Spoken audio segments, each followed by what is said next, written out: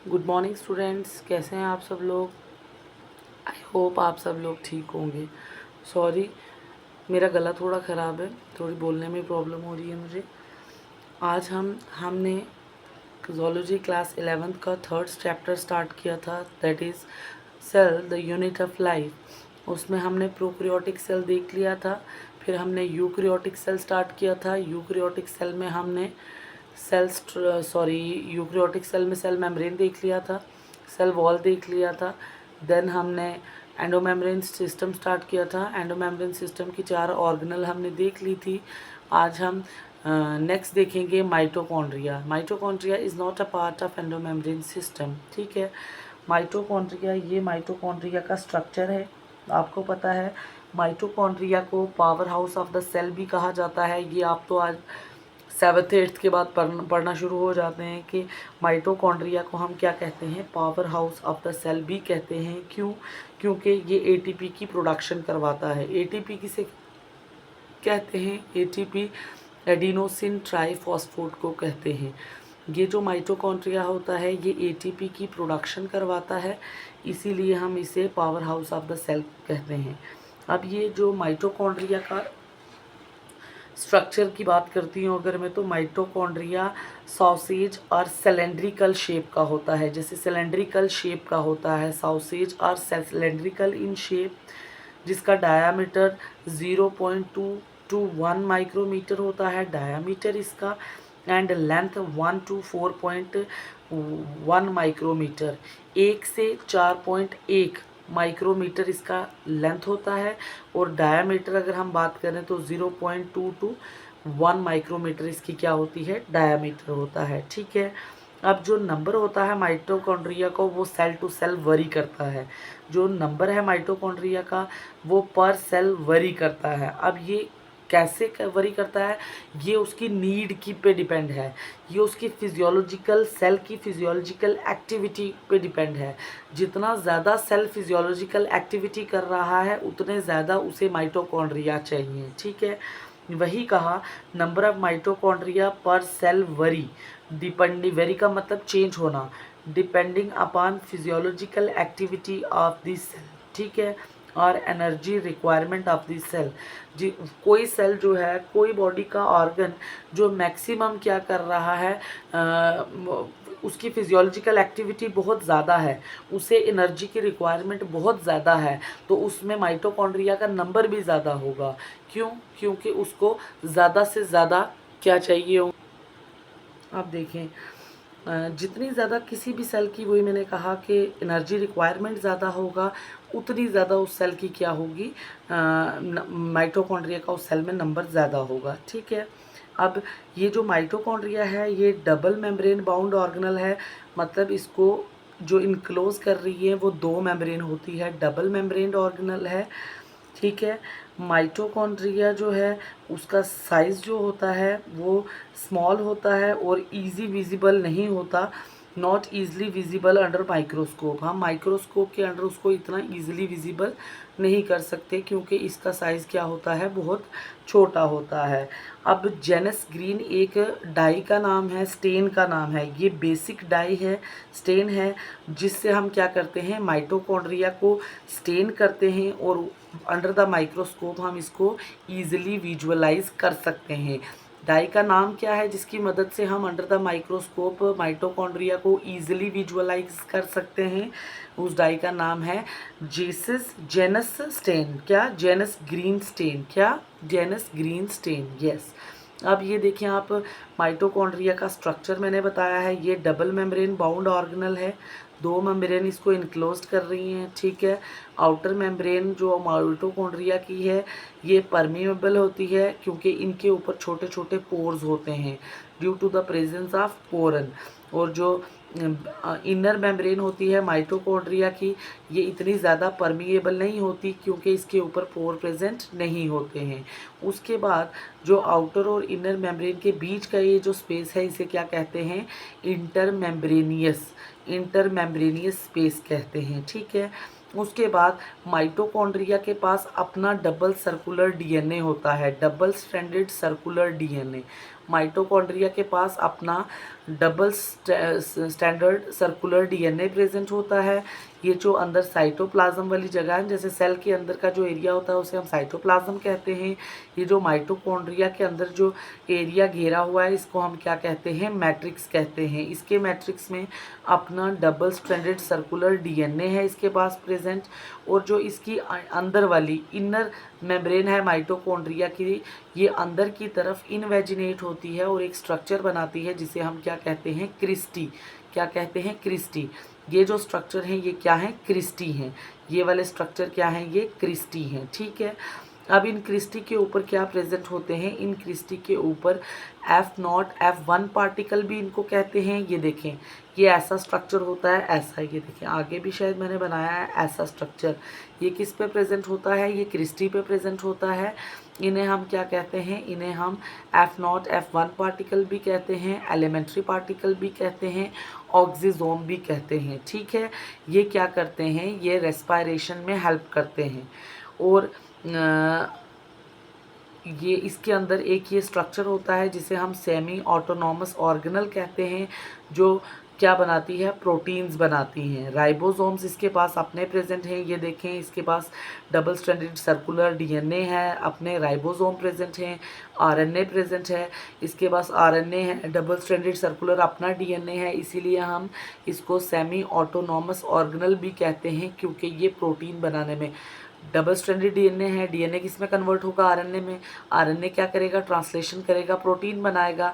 Protein बना रहा है, इसीलिए हम क्या कह रहे हैं, इसको सेमी ऑटोनॉमस ऑर्गेनल कह रहे हैं। ठीक है, ये है स्ट्रक्चर किसका, माइटोकॉन्ड्रिया का। मैं दोबारा से बता रही हूँ, माइटोकॉन्ड्रिया एक डबल मेम्ब्रेन ऑर्गेनल है, दो मेम्ब्रेन से घिरा हुआ है। आउटर मेम्ब्रेन को क्या कहते हैं, इसकी आउटर मेम्ब्रेन ऑफ माइटोकॉन्ड्रिया, ये बहुत परमिएबल होती है क्योंकि इसमें पोर्स प्रेजेंट होते हैं। अंदर वाली को इनर मेम्ब्रेन ऑफ माइटोकॉन्ड्रिया कहते हैं, ये लेस परमिएबल होती है। बीच की जगह को कहते हैं इंटरमेम्ब्रेनियस स्पेस। अंदर की जो मेम्ब्रेन है वो मैट्रिक्स की तरफ इन्वेजिनेट हो के स्ट्रक्चर बना रही है, क्रिस्टी। क्रिस्टी के ऊपर F0 F1 पार्टिकल, जिन्हें हम एलिमेंट्री पार्टिकल या ऑक्सीजोम भी कहते हैं, वो प्रेजेंट होते हैं। ये जो माइटोकॉन्ड्रिया है ये सेमी ऑटोनॉमस ऑर्गेनल है। क्यों कहा इसे सेमी ऑटोनॉमस, क्योंकि इसके पास अपना डीएनए है। डीएनए ट्रांसक्रिप्शन करके आरएनए बनाएगा, आरएनए ट्रांसलेशन करके प्रोटीन बनाएगा। ये प्रोटीन बना रही है, इसीलिए इसको क्या कहा, सेमी ऑटोनॉमस ऑर्गेनल कहा। ठीक है, उसके बाद ये मैंने आपको बता दिया है माइटोकॉन्ड्रिया को क्या कहा जाता है, powerhouse of the cell, क्योंकि ये एटीपी बना रही है। माइटोकॉन्ड्रिया का साउसज सिलेंड्रिकल शेप है। उसके बाद माइटोकॉन्ड्रिया का नंबर जो होता है सेल में वो वरी करता है। जो जिन सेल को एनर्जी की रिक्वायरमेंट ज़्यादा है, जिन सेल की फिजियोलॉजिकल एक्टिविटी ज़्यादा है, उनको माइटोकॉन्ड्रिया ज़्यादा चाहिए होते हैं। ठीक है, माइटोकॉन्ड्रिया बहुत छोटे हैं, ये ईजिली माइक्रोस्कोप के अंडर विजिबल नहीं होते। इनके लिए हमें जेनस ग्रीन स्टेन को यूज़ करना पड़ता है, जिसकी वजह से ये हमें under the microscope easily visible हो जाते हैं। ठीक है, आप देखें स्ट्रक्चर जो मैंने अभी अब बताया उसी को मैं थ्योरी रीड करवा रही हूँ। The structure of comprises of an outer mitochondrial membrane, an inner mitochondrial membrane and a gel like material called the matrix. इसके अंदर जो मटेरियल है उसको क्या कहा, मैट्रिक्स कहा। ठीक है, उसके बाद इन्होंने कहा आउटर और इनर मेम्ब्रेन सेपरेट होती है इंटरमेम्ब्रेनियस स्पेस की मदद से। ठीक है, फिर कहा आउटर मेम्ब्रेन ज़्यादा परमिएबल है क्योंकि उस पर क्या प्रेजेंट है, एक स्पेशल प्रोटीन प्रेजेंट है जिसे हम पोरिन्स कहते हैं। लेकिन जो इनर मेम्ब्रेन होती है वो लेस परमिएबल होती है क्योंकि उसके ऊपर पोरिन प्रेजेंट नहीं होते हैं। उसके बाद कहा जो इनर मेम्ब्रेन है वो अंदर की तरफ इनवेजिनेट होती है मैट्रिक्स की तरफ, और क्या बनाती है, क्रिस्टी बनाती है। Cristae and help in increasing the, ये क्रिस्टी क्या करते हैं, सरफेस एरिया को बढ़ाने में हेल्प करते हैं ऑर्गेनल के अंदर। और ये cristae, the cristae and the protein of the inner, protein कौन सी है, इनर मेम्ब्रेन पे कौन सी है, पोरिन। ये दोनों किस में मदद करते हैं, एटीपी मॉलिक्यूल्स को बनाने में मदद करते हैं। कौन कौन, एक तो ये क्रिस्टी क्या करती हैं, ऑर्गेनल के अंदर के सरफेस एरिया को बढ़ाती हैं, और दूसरा जो अंदर इनर मेम्ब्रेन के ऊपर प्रोटीन प्रेजेंट होती है, पोरिन, ये दोनों जो एटीपी मॉलिक्यूल हैं उनको बनाने में हेल्प करती हैं। ठीक है, अब एटीपी मॉलिक्यूल्स को हम क्या कहते हैं, एनर्जी करेंसी भी कहते हैं सेल की। ये जो एटीपी मॉलिक्यूल्स होते हैं इनको हम सेल की एनर्जी करेंसी भी कहते हैं। ये एटीपी फॉर्मेशन होती कहाँ है? ये माइटोकॉन्ड्रिया के अंदर होती है। इसे क्या कहते हैं? प्रोसेस को ऑक्सीडेटिव फॉस्फोरिलेशन कहते हैं। ये शायद आप बॉटनी में 11th में इस साल पढ़ेंगे या अगले साल पढ़ेंगे, मुझे नहीं पता 12th में, लेकिन ये आप बॉटनी में ऑक्सीडेटिव फॉस्फोरिलेशन का प्रोसेस देखेंगे। ठीक है, ये एटीपी फॉर्मेशन जो माइटोकॉन्ड्रिया के अंदर होती है ये बाय द प्रोसेस ऑफ होती है ऑक्सीडेटिव फॉस्फोरिलेशन के प्रोसेस से होती है। ये मैंने स्ट्रक्चर बनाया है एक मैंने क्रिस्टी बनाई है जो हमारी ये अंदर की तरफ इनवेजिनेट हुई है मेम्ब्रेन। ये क्रिस्टी बनाई है, क्रिस्टी के ऊपर ये मैंने ऑक्सीजोम्स बनाए हैं। ये देखें, ऑक्सीजोम्स के बीच में ये छोटे छोटे सेल्स बनाए हैं। इन्हें क्या कहते हैं? रिस्पायरेटरी चेन्स और रिस्पायरेटरी इंजाइम्स कहते हैं। ये क्या है? ये F0 F1 पार्टिकल है, एलिमेंट्री पार्टिकल है जिसे हम ऑक्सीजोम कहते हैं। ऑक्सीजोम का स्ट्रक्चर देखें ऐसा होता है। ये गोल हेड है जिसको F1 कहते हैं। ये स्टाक है इसकी, ठीक है। और ये क्या है? बेस, जिसको F0 कहते हैं, ठीक है। अब इसी हेड के अंदर क्या होती है? एटीपी बनते हैं, एडिनोसिन डाइफॉस्फेट, और एक फॉस्फेट मिलता है एक एंजाइम की प्रेजेंस में जिसे हम कहते हैं एटीपी सिंथेटेस। और ये क्या बनाते हैं? एटीपी सिंथेसिस बनाते हैं, एटीपी को बनाते हैं। जो हमारा ऑक्सीजोम है उसका हेड है, उसके हेड में एडिनोसिन डाइफॉस्फेट एडीपी एक फॉस्फेट के साथ जुड़ते हैं। एंजाइम की प्रेजेंस में? एटीपी सिंथेटेस की प्रेजेंस में। और क्या बनाते हैं? एटीपी की सिंथेसिस करते हैं। कहाँ होती है एटीपी की सिंथेसिस? इस हेड में, ऑक्सीजोम के हेड में। ऑक्सीजोम का स्ट्रक्चर क्या है? हेड, स्टार्क और यहाँ नीचे बेस होता है।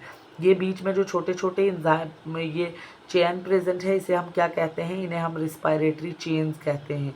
ये रिस्पायरेशन, एरोबिक रिस्पायरेशन में हेल्प करती हैं, ठीक है। आपको पता है कि ये जो मेम्ब्रेन मैंने बताई थी ना, ये भी अंदर, ये आउटर मेम्ब्रेन है, ये इनर मेम्ब्रेन है। आउटर मेम्ब्रेन में पोर्स प्रेजेंट हैं, इनर मेम्ब्रेन अंदर की तरफ इन्वेजिनेट होके क्या बना रही है? क्रिस्टी बना रही है, ठीक है। ये ऑक्सीजोम का स्ट्रक्चर था। ये आपकी एनसीईआरटी में इतना डिटेल में नहीं है, बस मैंने आपको बता दिया है कि कहाँ पे एटीपी की प्रोडक्शन हो रही है, ठीक है। नेक्स्ट देखें, जो मैट्रिक्स है उसमें mitochondrial double stranded DNA present है, कुछ आरएनए प्रेजेंट होते हैं, राइबोसोम्स होते हैं। राइबोसोम कौन सी तरह के? 70S टाइप के राइबोसोम प्रेजेंट होते हैं। और कुछ एंजाइम प्रेजेंट होती हैं जो एटीएम निकल गया एटीपी। और कुछ मैट्रिक्स में एंजाइम प्रेजेंट होते हैं जो एटीपी की सिंथेसिस में हेल्प करते हैं। अब लास्ट पे आप फंक्शन देख लें थोड़ा सा माइटोकॉन्ड्रिया का। माइटोकॉन्ड्रिया ये तो पता चल गई, यहाँ पे एरोबिक रेस्पिरेशन होती है। ये किसको बनाती है? एटीपी को बनाती है। एनर्जी करेंसी सेल की जो होती है एटीपी उसको बनाती है, इसीलिए इसको क्या कहा जाता है? Powerhouse of the cell कहा जाता है। दूसरा काम इसका है, ये मसल कंट्रैक्शन में भी मदद करती है। क्या करती है? मसल कंट्रैक्शन में भी मदद करती है। कोई भी पूछे कि एटीपी में क्या होता है? ATP is the site of aerobic respiration, वो रेस्पिरेशन जो ऑक्सीजन की मदद से होती है, ठीक है। और ये क्या प्रोड्यूस करते हैं? एटीपी मॉलिक्यूल्स को प्रोड्यूस करते हैं। कहाँ पे? जो माइटोकॉन्ड्रिया की इनर मेम्ब्रेन है वो इनवेजिनेट होकर क्रिस्टी बनाती है। क्रिस्टी के ऊपर ऑक्सीजोम प्रेजेंट होते हैं। ऑक्सीजोम का जो हेड होता है वहाँ पे एटीपी की सिंथेसिस होती है, ठीक है। ये एटीपी की सिंथेसिस करते हैं, इसीलिए इनको powerhouse of the cell कहते हैं। दूसरा इनका काम है, ये मसल कंट्रैक्शन में भी हेल्प करते हैं। ये क्या था हमारा? ये हमारा था माइटोकॉन्ड्रिया का स्ट्रक्चर एंड फंक्शन, ठीक है। आपकी एनसीईआरटी में इतना ही दिया है, इससे ज़्यादा डिटेल ऑक्सीडेटिव फॉस्फोरिलेशन के प्रोसेस में जाने की ज़रूरत नहीं है। आपने इतना ही करना है। क्रेब्स साइकिल, ऑक्सीडेटिव फॉस्फोरिलेशन की साइकिल जो पढ़नी है वो आपने बॉटनी में पढ़नी है, ठीक है। बाकी हम कल इंशाल्लाह सेकंड ऑर्गेनल स्टार्ट करेंगे, दूसरा है प्लास्टिड, ठीक है। ओके, अल्लाह हाफ़िज़।